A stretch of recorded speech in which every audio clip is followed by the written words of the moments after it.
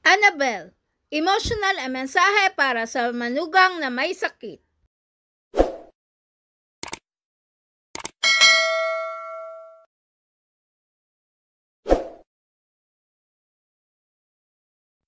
Nagpahayag ng emosyonal na mensahe si Annabelle Rama hinggil sa pinagdadaanang sakit ng kanyang manugang na si Alexa Gutierrez. Si Alexa ay asawa ni Elvis na anak ni Annabelle at Eddie Gutierrez na na-diagnose na may sakit na leukemia. Sa kanyang social media account, ibinahagi ni Annabelle ang halos kalbo na larawan ni Alexa na may nakakabit na tubo sa bandang leeg niya. Ayon kay Annabelle, lubha siyang naapektuhan at hindi makapaniwala sa nangyari. Dagdag pa nito na napakabait umanong manugang ni Alexa at sobrang masinop na asawa at ina. Parang tunay na anak umano niya ito sapagkat matagal silang magkasama sa bahay. Ayon pa kay Annabelle, hindi man siya ganun ka-vocal sa nararamdaman niya, pero alam daw niyang alam ni Alexa na mahal niya ito. Nakalbo man aniya si Alexa, pero para sa kanya, ito ang pinakamagandang kalbo. Sa huli, sinabi ni Annabelle na lagi silang nakaagapay sa kanyang mga apo dito at patuloy niya itong pinagdarasal. Sorry Alexa, ngayon lang ako nag-comment sa'yo kasi sobrang affected ako sa nangyari sa'yo. Hindi pa rin ako makapaniwala. Kasi ang bait-bait mong manugang at sobrang masinop sa asawa at mga anak mo.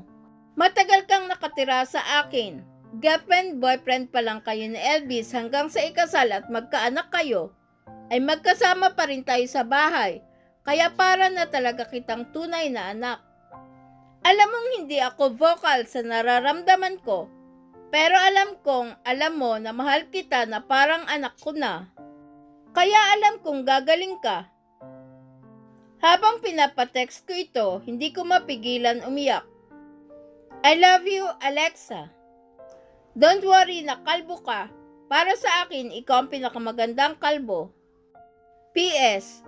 Huwag kang mag-alala sa mga bata. Nandito kami ni Eddie para subaybayan ang mga anak mo habang nagpapagaling ka pa.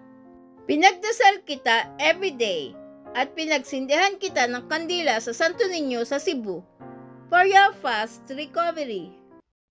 Bago ang post ni Annabelle, nag-share na rin sa Alexa ng bago niyang larawan na kalbo na siya. Pag-amin ni Alexa, emotional siyang nakikitang nalalaglag ang mga buhok niya. I was getting emotional, seeing all my hair fall in chunks.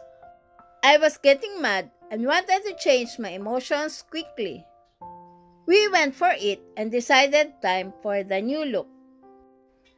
I feel much happier that we did it. It's still a bit messy on top, since it was a spur of the moment thing with Elvis. Most importantly, at Life of Guti and I love the look. Always wanted to try this hairstyle, but never have the guts. Now, I'm liberated. Samantala, noong mga nakaraang araw, humingi naman ng dasal si Rupa para sa kanyang hipag. Leukemia Warrior.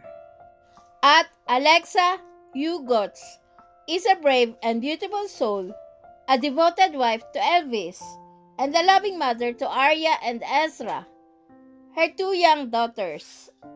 In the face of this unforeseen adversity, she needs our prayers and support. Let's storm the heavens and pray for Alexa's complete healing. Lex, you are such a positive, courageous, beautiful, and strong human being. I know you can beat this. God has a great plan for you. We love you and will walk with you through every step of this journey. Continue to be in high spirits. You're not alone. Hashtag pray for Alexa. Hashtag leukemia warrior. Hashtag my sister. P.S. Thank you to all the doctors, nurses, medical experts, and the healthcare workers at St. Louis Medical Center Global City for taking care of Alexa. You are the best!